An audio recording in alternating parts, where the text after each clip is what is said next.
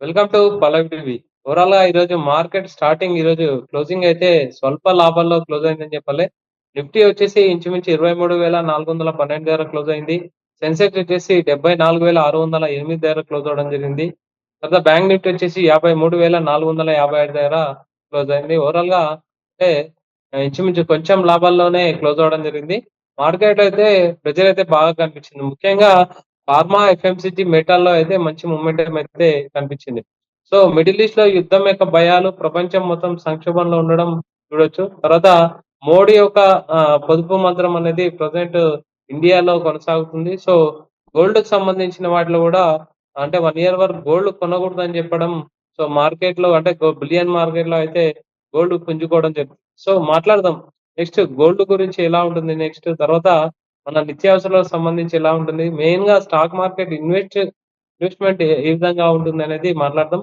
మనతో పాటు senior stock market analyst Sriramachandramurthy గారు ఉన్నారు. Sir good evening. Good evening అండి.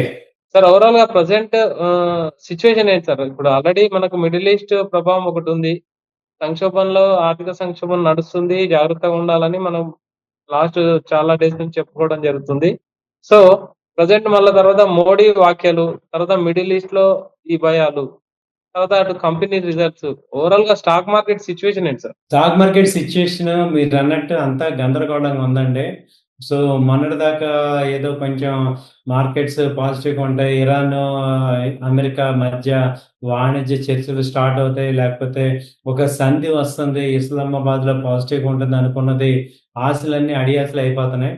అంత పెద్ద సూపర్ పవర్ అమెరికా హార్ముజ్ జలసంధిని రిలీజ్ చేయలేక 2 నెలల నుంచి ప్రపంచం వైపు చూస్తుంది. ఎవరు సపోర్ట్ చేయట్లేదు. 800 షిప్పులు అక్కడ ఆగిపోయినాయి. సో, ఇదంతా చూస్తుంటే యుద్ధం కానీ, లేకపోతే యుద్ధం ఆగిపోయినా గానీ అక్కడేమి ప్రయోజనం లేదు. ఇప్పట్లో అది తేలేటట్టు కనపడట్లేదు. ఓ పక్క క్రూడ్ ఆయిల్ వచ్చి $107కెళ్ళిపోయింది. ఇలాంటి సిట్యుయేషన్‌లో ఇండియా లాంటి కంట్రీస్ దాదాపు 100 కంట్రీస్ సఫర్ అవుతున్నాయి. సో, అలాగే మార్కెట్స్ ఏమవుతున్నాయంటే ఒక రేంజ్‌కి అవుతున్నాయి. నిన్న గాక మొన్న ప్రధానమంత్రి గారు మార్కెట్ మీద అంటే ఎకానమీ మీద కామెంట్ చేసి, ఈ యొక్క గోల్డ్ తగ్గించుకోండి. ఇప్పుడు నెక్స్ట్ 1 ఇయర్ పాటు తగ్గించుకోండి. అలాగే ఈ యొక్క ఆయిల్ తగ్గించుకోండి. ఆయిల్ వినియోగం. అలాగే మీరు వర్క్ ఫ్రమ్ హోమ్ చేసుకోండి. ఇవన్నీ చెప్తున్నారంటేనే ఒక అర్థమవుతుందేంటంటే, అది ఇప్పట్లో చక్కబడే పరిస్థితయితే కాదు. సో, మార్కెట్స్ కూడా దానికి తగ్గట్టుగా రియాక్ట్ అవుతున్నాయి. సో, ఓవరాల్‌గా అయితే ఇండియన్ మార్కెట్‌లో అడ్వాంటేజ్ ఏంటంటే, పెద్ద ఎత్తున ఎస్ఐపీస్ వస్తున్నాయన్నమాట. ఈవెన్ ఈ మంత్ కూడా సి మ్యూచువల్ ఫండ్స్ బాగా ఇన్వెస్ట్‌మెంట్స్ జరుగుతున్నాయి కాబట్టి, అవి కింద డిపెండ్ అవుతున్నాయి. అంతకుముందు ఎఫ్ఐఎస్ కంటిన్యూగా 1 ఇయర్ నుంచి సెల్లింగ్‌లో ఉన్న మార్కెట్స్ అంత కొలాప్స్ అవ్వకుండా బేస్ సస్టైన్ అవుతున్నాయంటే, కారణం ఓన్లీ డొమెస్టిక్ డీఏఎస్ గాని, మ్యూచువల్ ఫండ్స్ గాని కంటిన్యూగా బయింగ్ చేయటం ద్వారా అవుతున్నాయి. అలాగే దీని యొక్క పరిణామం వల్ల ఏమవుతుందంటే, ఈ రూపీ కంటిన్యూగా డిప్రిషియేట్ అవుతుంది. దాన్ని అరెస్ట్ చేయడానికి గోల్డ్ మీద ఇంపోర్ట్స్ వాళ్ళు పెంచారు. 15% దాకా పెంచారు. అలాగే దాని ఎఫెక్ట్‌తో గోల్డ్ 1,62,000 దాకా అయింది. నిన్న 1,53,000 ఉంది. లాస్ట్ 5 డేస్ బ్యాక్ 1,40,000 అలా ఉంది. అలాగే సిల్వర్ కూడా 2,90,000, 3,00,000 దాకా వచ్చేసింది. మొన్నటిదాకా 2,50,000 అలా ఉంది. సో, ఇవన్నీ ఏంటంటే పరిణామాలన్నీ కూడా ఏం చెప్తున్నాయంటే మార్కెట్స్ ఒక రేంజ్‌లో ఉన్నాయి. అప్ ట్రెండ్ అయితే ఇప్పట్లో కొంచెం సాధ్యం కాదు. మరి ఇవాళ ఈయన చైనా ప్రధాని యూఎస్ ప్రధాని చైనా ఎళ్లారు. యూఎస్ అధ్యక్షుడు డొనాల్డ్ ట్రంప్ చైనాకి విజిట్ ఎళ్లారు. ఈ 2 రోజుల్లో ఏదన్నా పాజిటివ్‌గా అయితే మాత్రం ప్రపంచం మొత్తం ఒక రకంగా పాజిటివ్ అవుతుంది. ఇండియన్ మార్కెట్స్ కూడా ఒక రకంగా పాజిటివ్ అయ్యే ఛాన్స్ ఉన్నాయి. ఏమాత్రం ఇప్పుడు చైనా గనక ఈ యొక్క ఇరాన్‌తో మాట్లాడి మీడియేషన్ కరెక్ట్‌గా జరిగితే మాత్రం ఇది ఒక మంచి అద్భుతం అని చెప్పొచ్చు. చాలా కంట్రీస్ బయటపడతాయి. సఫర్ అవుతున్నాయి దాదాపు 2, 3 నెలల నుంచి కూడా. ఇవన్నిటి నుంచి కూడా మనం పాజిటివ్ రావాలంటే మనకి ఈ గ్లోబల్ మార్కెట్స్ అన్నీ కూడా నిశితంగా గమనిస్తూ ఉంటే మన పైన అర్థమవుతుంది. సో, కొలాప్స్ అయితే లేదు గానీ ఒక రేంజ్‌లో అయితే కనపడుతున్నాయి మార్కెట్స్ అన్నీ కూడా. ముఖ్యంగా అంటే ప్రెజెంట్ ఇప్పుడు నిఫ్టీ లెవెల్స్ ఏ విధంగా ఉంటాయి సార్ మెయిన్‌గా? మెయిన్‌గా ఈ వీక్ నిఫ్టీ లెవెల్ చూసుకుంటే 23,400 ప్రెజెంట్ ఉంది. ఇప్పుడది ఫస్ట్ సపోర్ట్ వచ్చి 23,200. మేజర్ సపోర్ట్ 23,000 దగ్గర మేజర్ సపోర్ట్. మాక్సిమం ఒకవేళ రేపు ఎల్లుండి అక్కడ దాకా వచ్చి మళ్ళీ రివర్స్ అయ్యే ఛాన్సెస్ ఉన్నాయి. అలాగే రెసిస్టెన్స్ తీసుకుంటే 23,700 ఫస్ట్ రెసిస్టెన్స్. నెక్స్ట్ 24,000 దగ్గర మేజర్ సెకండ్ రెసిస్టెన్స్ ఉంది. అలాగే బ్యాంక్ నిఫ్టీ కూడా చూసుకుంటే 53,500 450 దగ్గర ప్రెజెంట్ ఉంది. Next level 53,200 53,000 major supports. Resistance వచ్చి 54,000 నుంచి 54,300 వరకు అయ్యే ఛాన్సెస్ ఉన్నాయి రెసిస్టెన్స్. సో ఈ లెవెల్స్ అయితే మెయింటైన్ అవుతాయి. So almost 3,000 points bank Nifty down అయింది. 1,000 పాయింట్స్ నిఫ్టీ డౌన్ అయింది కాబట్టి నెక్స్ట్ కొంచెం రిలీఫ్ ర్యాలీ అయితే ఛాన్స్ ఉంది. సో ఛాన్సెస్ ఉన్నాయి. మరి ఇప్పుడు మోడీ చెప్పిన ప్రకారం గాని, ప్రెజెంట్ జరిగిన పరిణామాలను బట్టి గాని, మనం గోల్డ్ అండ్ సిల్వర్‌లో ఇన్వెస్ట్ చేయొచ్చా? చెయ్యొద్దని ఆయన అంటున్నారు. చేయమని ఆయన చెప్పిన దానిలో కూడా కొంత వాస్తవం ఉంది. ఫిజికల్‌గా గోల్డ్ కొనకుండా ఈటీఎఫ్స్‌లో గాని, గోల్డ్ ఈటీఎఫ్స్ కానీ, గోల్డ్ డిజిటల్‌లో గాని కొనుక్కోవటం అనేది బెటర్. ఎందుకంటే ఇప్పుడు ఇవాళ ఇండివిడ్యువల్ కన్నా కూడా దేశం ఇంపార్టెంట్. మనందరికీ అర్థమవుతుంది కంట్రీ ఎలాంటి పరిస్థితిలో ఉంది. ఎందుకంటే గోల్డ్ మనం మ్యానుఫ్యాక్చరింగ్ చేయట్లేదు. కాబట్టి అది ఇంపోర్ట్ అవ్వాలి. సో ఎక్కువ గోల్డ్ కొంటుంటే ఎక్కువ ఇంపోర్ట్ అవుతుంది. కాబట్టి డాలర్స్ పే చేయాలి. మన దగ్గర ఉన్న డాలర్స్ ఏమో $700 బిలియన్ ఉన్నాయి. 7, 8 నెలలకే సరిపోతున్నాయి గానీ, సో కాబట్టి ఇలాంటి పరిస్థితులు ఏంటంటే మనందరం కూడా తగ్గించుకోవాల్సిన అవసరం ఉంది. లేదంటే తీవ్రమైన పరిణామాలు మనమే ఫేస్ చేస్తున్నాం. ఎందుకంటే ఒకరోజు పెట్రోల్ ఆగిందంటే మనందరి పరిస్థితి ఏంటో అర్థమవుతుంది. కాబట్టి పెట్రోల్ కన్నా కూడా ఇప్పుడు ఈయన గోల్డ్‌ని టార్గెట్ చేయడం అనేది ఒక రకంగా మంచి పరిణామమే. పెట్రోల్ గనక పెంచితే అసలు ఎకానమీ మొత్తం కొలాప్స్ అవుద్ది. ఎవరు ఎక్కడికెళ్ళే పరిస్థితి లేదు. సో, మనందరం చూసాం ఒక గ్యాస్ బండ పెరిగితేనే ఎలా అయిపోయింది.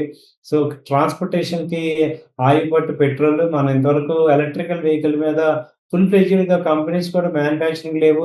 ఈ ఎలక్ట్రికల్ వెహికల్స్‌కి కావాల్సిన సదుపాయాలు లేవు. ఇలాంటి పరిస్థితుల్లో పెట్రోల్ పెంచితే ఆల్టర్‌నేటివ్ ఎలక్ట్రికల్ వెహికల్స్ మీద అందరం పడిపోతాం గానీ, అక్కడ సపోర్ట్ లేదు. ఇప్పటికే ఆల్రెడీ 3 మంత్స్ స్టాక్ అవుట్‌లెట్ ఉందని చెప్తున్నారు. కాబట్టి గోల్డ్ తగ్గించడమే ఇప్పుడున్న వాటిల్లో బెస్ట్. సో, గోల్డ్ హ్మ్. మనందరం కూడా 1 ఇయర్ పాటు తగ్గించుకోవడం అనేది కరెక్ట్ డెసిషనే. అది ఒక పార్టీకి అతీతంగా మనం ఆలోచించాల్సిన పరిస్థితి అది. బీజేపీ గవర్నమెంటా, కాంగ్రెస్ గవర్నమెంట్ అని కాకుండా ఒక పాజిటివ్‌గా మనం ఉన్న పరిస్థితులు మన ఎకనామిస్ట్‌గా చూస్తే మార్కెట్స్ అన్నీ కూడా స్టాక్ మార్కెట్ అనలిస్ట్‌గా మనం చూసుకుంటే ఏం జరుగుతుందో తెలుస్తుంది. దానికి మెయిన్ కారణం తెలుస్తుంది. రూపీ బాగా వీక్ అయిపోతుంది. ఎందుకంటే మనకి పేమెంట్స్ ఎక్కువైపోతున్నాయి. పేమెంట్స్ తగ్గాలి అంటే మాత్రం గోల్డ్ ఇప్పుడు 800 టన్స్ దాని నుంచి 400 టన్స్‌కొస్తేనే చాలా మనకి డిఫరెన్స్ కనపడుతుంది. కాబట్టి గోల్డ్ గూడా ఏంటంటే, అది ఒక లగ్జరీ ఐటమే కానీ, ప్రెషియస్ ఐటమే కానీ, నెసెసరీ ఐటెమ్ కాదు కాబట్టి, కొంత మనం గోల్డ్ ఉన్నంతలో సఫిషియెంట్‌గా ఉంచుకొని, ఒక 1 ఇయర్ తర్వాత పెట్టుకోవచ్చు. ఈలోపు గోల్డ్ డిజిటల్‌లో ఎంతైనా కొనుక్కోవచ్చు. అది కొనుక్కోవడం వల్ల బెనిఫిట్. సార్ ముఖ్యంగా ఇప్పుడు ఇలాంటి సిట్యుయేషన్‌లో మంచి స్టాక్ మార్కెట్‌లో ఉండేవాళ్ళు ఎఫ్&ఓ ట్రేడింగ్ చేయాలా? వద్దా? ఇలాంటి టైంలో ఎప్పుడో చేయకూడదు సార్. టెక్నికల్‌గా మీకు రిస్క్ మేనేజ్‌మెంట్ తెలియకుండా, టెక్నికల్‌గా లెవెల్స్ తెలియకుండా మీరు చేస్తే చాలా చాలా లాస్ అవుతారు. ఇలాంటి టైంలో అవాయిడ్ చేయాలి. ఇది చాలా హారబుల్ టైమ్ అన్నమాట. అన్‌ఎక్స్‌పెక్టెడ్‌గా మూవ్‌మెంట్స్ అన్ని జరుగుతున్నాయి. ఏ రోజు ఎలా ఉంటదో తెలీదు. అలాంటి టైంలో ఎఫ్&ఓ చాలా కష్టం. ఒకవేళ చేసినా ఇంట్రాడేనే చేసుకోండి. లేదా ఎఫ్&ఓ క్యారీ చేస్తానంటే కౌంటర్‌గా పుట్ ఆప్షన్స్ కానీ, కాల్ ఆప్షన్స్ కానీ హెడ్జింగ్ చేసుకోవాలి.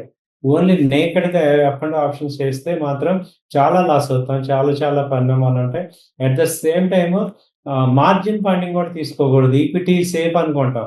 ఈక్విటీలో మీ అమౌంట్ ఉన్నంత వరకు పర్వాలేదు గానీ, మార్జిన్ ఫండింగ్ కంపెనీ వాళ్ళు ఆఫర్ చేస్తున్నారని చెప్పి 1,00,000కి 3,00,000 ఇస్తారని చెప్పి తీసుకున్నా కూడా అది కూడా చాలా డేంజర్ అన్నమాట. ఈ 2 మీరు చేయకూడదు. ఇప్పుడున్న పరిస్థితుల్లో చేయాల్సిందేంటంటే, మీ దగ్గర 1,00,000 ఉన్నా మీరు ఓన్లీ 70% ఇన్వెస్ట్ చేసుకోవాలి. 30% కింద లెవెల్‌లో బై చేసుకునేటట్టు పెట్టుకోండి. Cash in hand. అలాగే క్వాలిటీ స్టాక్స్‌ని ఐడెంటిఫై చేసి ఇన్వెస్ట్ చేయటమే బెస్ట్ ఆప్షన్. టాప్ 100 కంపెనీస్‌లోనే ఇన్వెస్ట్ చేయాలి. ఎందుకంటే బాటమ్ స్టాక్స్ చాలా చాలా బ్లీడింగ్ అవుతున్నాయి. సో, కంపెనీస్ అన్నీ కూడా ఎర్నింగ్స్ చాలా కటకటలాడిపోతున్నాయి. ఎక్కడ కూడా అంత పాజిటివ్ లేదు కాబట్టి, మనం క్వాలిటీ స్టాక్స్‌లో ఇన్వెస్ట్ చేసుకోవాలి. టాప్ 100లో ఉంటేనే సేఫ్టీగా ఉంటాం.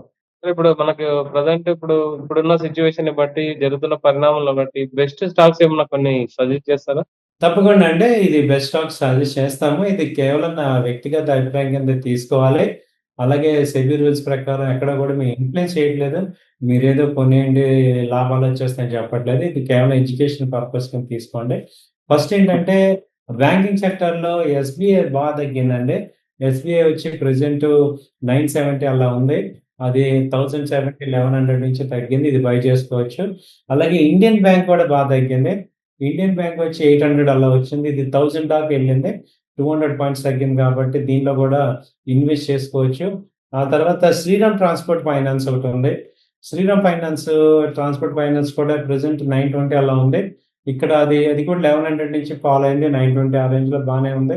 ఇది 1000 మళ్ళీ అయ్యే ఛాన్సెస్ ఉన్నాయి. ఆ తర్వాత చూసుకుంటే హీరో మోటార్ ఒకటి తగ్గింది. హీరో మోటార్స్‌లో ఏంటంటే మంచి ప్రాఫిట్స్ వచ్చాయి. దాదాపు 30% ప్రాఫిట్ హీరో మోటార్స్‌కి వచ్చాయి కాబట్టి వీటిని ఇన్వెస్ట్ చేసుకుంటే మంచి ఇన్వెస్ట్‌మెంట్ కింద అయ్యే ఛాన్సెస్ ఉన్నాయి. సార్ మొత్తం మీద రేపు ఎలా ఉండదు సార్ మార్కెట్? రేపు కొంచెం వి షేప్ లాగా రావచ్చండి. మార్నింగ్ కొంచెం మైనస్ అయినా గానీ ఈవినింగ్‌కి పాజిటివ్ అయ్యే ఛాన్స్ ఉన్నాయి. మళ్ళోసారి సపోర్ట్ 23,200 ఆ రేంజ్ వరకు వచ్చి మళ్ళీ రివర్స్ అయ్యే ఛాన్సెస్ కనపడతాయి. ట్రెండ్ అయితే మళ్ళీ పాజిటివ్ అయ్యే ఛాన్సెస్ ఉన్నాయి. Okay sir. Okay sir. Thank you very much sir. Thank you అండి. నమస్తే.